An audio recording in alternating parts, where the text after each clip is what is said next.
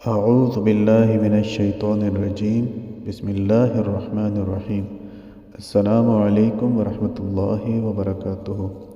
اس video میں آپ کے ساتھ زیارت رسول صلی اللہ علیہ وآلہ وصحبہ وسلم کے متعلق ایک عمل و وظیفہ شیئر کیا جا رہا ہے۔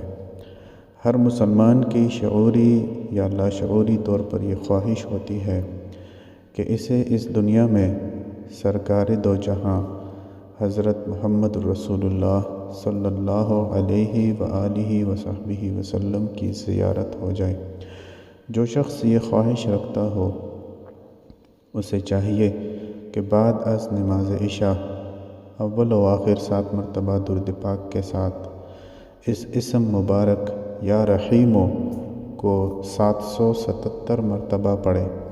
انشاءاللہ بہت جلد اس کو حضور نبی کریم صلی اللہ علیہ وآلہ وصحبہ وسلم کی زیارت نصیب ہوگی۔